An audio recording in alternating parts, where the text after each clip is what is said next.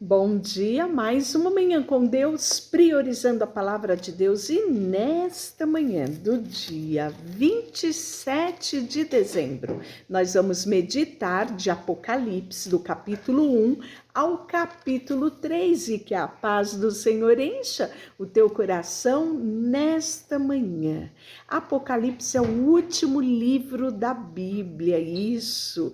E Apocalipse foi escrito pelo apóstolo João, do Evangelho de João, de 1 João, 2 João, 3 João, e agora ele escreve o Apocalipse, né? E nós vamos ver que a descrição do Jesus como verbo que se fez carne e habitou entre nós, que ele trata lá no Evangelho de João, esse mesmo Jesus, ele vai ser o Cordeiro de Deus. João, ele teve o privilégio de ver Jesus, andar com Jesus e ver também Jesus ressurreto, né, em sua glória, em sua majestade. Então o Apocalipse, ele vai ser escrito durante o período de perseguição da igreja.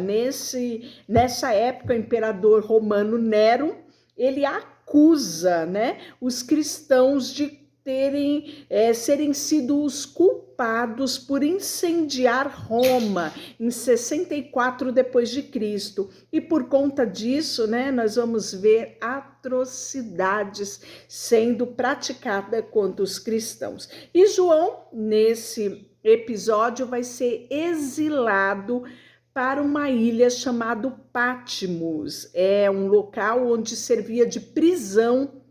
Na verdade, era um lugar, né, onde mandavam prisioneiros para morrer, porque era uma ilha que era cheio de pedras, escorpiões, serpentes, e geralmente a pessoa não sobrevivia àquele lugar. E João vai ser enviado para lá, e lá ele escreve o Apocalipse, né? E o Apocalipse é uma revelação, né?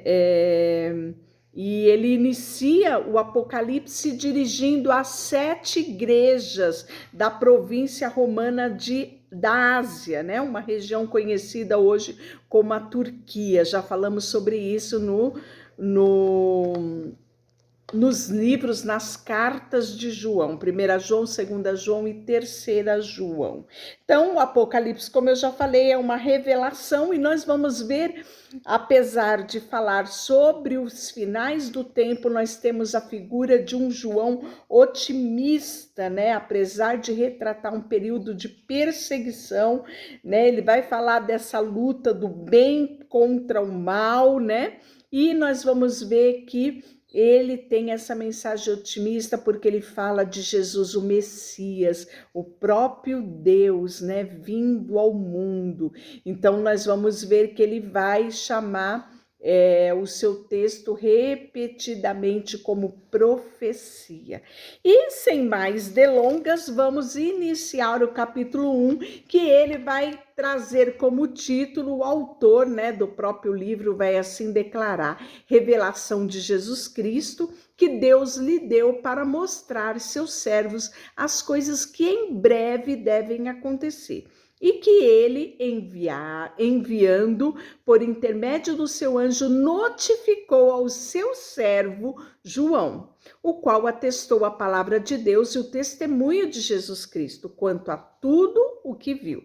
Bem-aventurado aqueles que leem e aqueles que ouvem a palavra da profecia e aguardam as coisas que nela está escrita, pois o tempo está próximo. E aí ele vai começar a falar às 7 igrejas, né? E não temos condições aqui de falar minuciosamente, né, nesses 3 capítulos das 3 igrejas, mas eu quero aqui trazer um parâmetro do que ele fala de cada uma das igrejas, né? Que são as 7 igrejas. Primeiro, a igreja de Éfeso, né? Ela começa a falar no capítulo 2, e a igreja de Éfeso, ele vai falar do 2, do versículo 1 ao versículo 7, e o elogio que ele vai traçar à igreja de Éfeso é que essa igreja, ela rejeitou o mal, ela foi paciente, ela trabalhou com afinco, pôs à prova falsos apóstolos que surgiam, né? E é uma igreja que perseverou, né? Qual é a crítica da igreja de Éfeso? Ela perdeu o primeiro amor, né? Esse primeiro amor por Jesus, né? E nós estamos... todas estas igrejas, elas são parâmetros, né, de olharmos para nós mesmos e não cometermos os mesmos erros que eles cometeram. Então, a igreja de Éfeso, ela perde aí o primeiro amor e ela é convocada a se arrepender e voltar às primeiras obras, voltar ao primeiro amor, né? E o julgamento que há sobre ela da remoção do candeeiro, né? Qual é a promessa que há sobre a igreja de Éfeso? É que ela terá acesso à árvore da vida. Segunda igreja, a igreja de Esmirna, está em Apocalipse 2, do 8 ao 11. Qual é o elogio a esta igreja? Esta igreja suportou o sofrimento e a pobreza. Era uma igreja pobre, a igreja de Esmirna, né? Não temos crítica, João não coloca crítica sobre esta igreja, não tem nenhuma correção, nenhum julgamento, né? Mas há promessa sobre a igreja. Por quê? A ela é dado a coroa da vida. Então, foi uma igreja que suportou um sofrimento e uma pobreza muito grande e perseverou, né? Depois nós temos a terceira igreja, que é a igreja de Pérgamo, está em Apocalipse 2, do 12 ao 17. Esta igreja, ela foi fiel a Cristo, mesmo diante do período de martírio. É uma igreja que também sofreu muito com a perseguição, né? Só que ela tolera a imoralidade, a idolatria e também a heresia.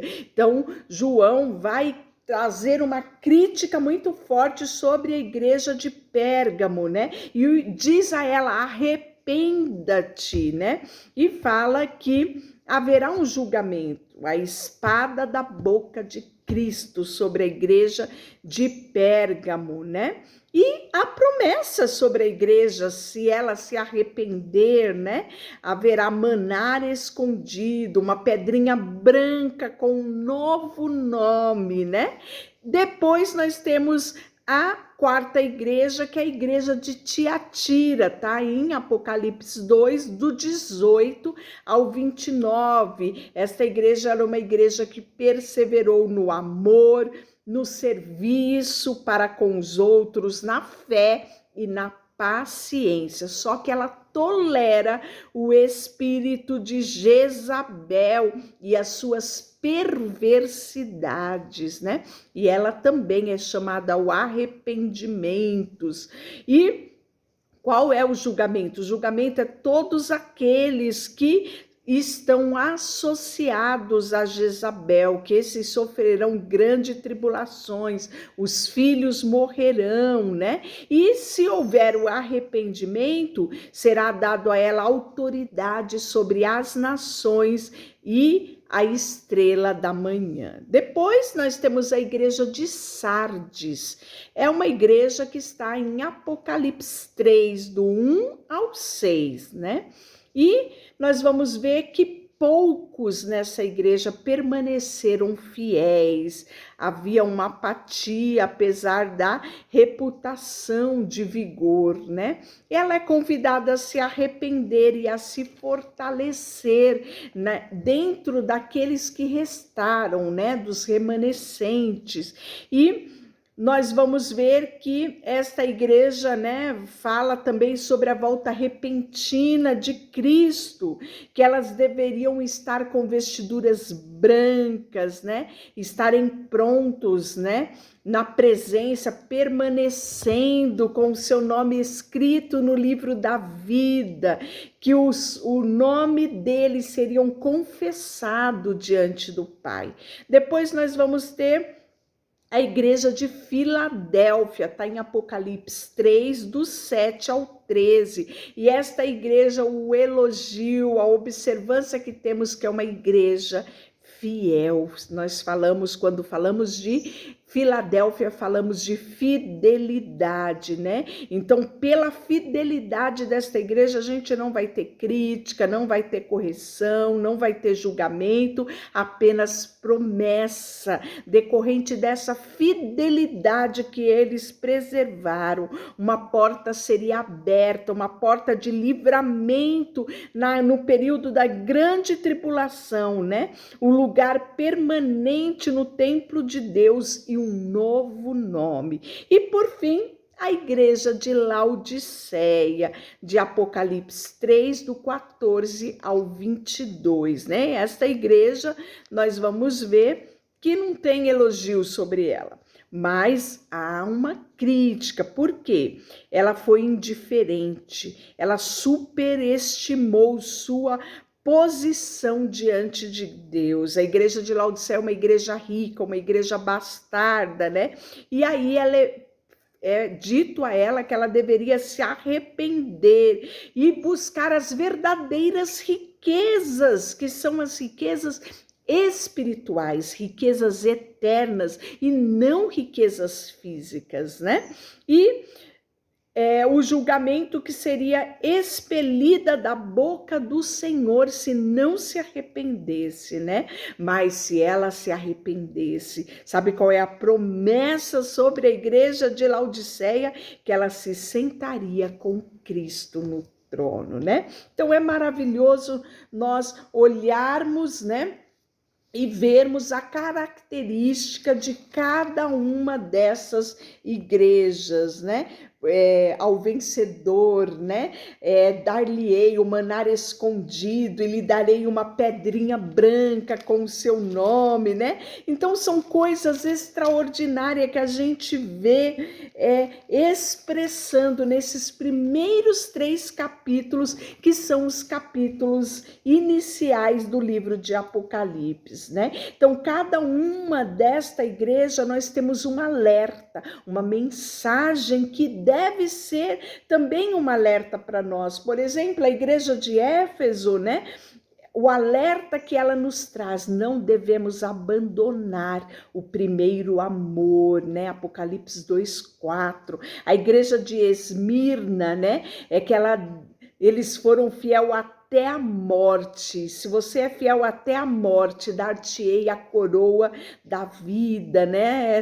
É linda essa expressão, tá lá em Apocalipse 2:10. A de Pérgamo: tenho todavia contra ti algumas coisas. Então tome cuidado com os detalhes, né? Que está em Apocalipse 2:14. Tiatira, tão somente conservai o que tendes até que eu venha, permaneça fiel, né? Tá em Apocalipse 2:25. A igreja de Sardes, né?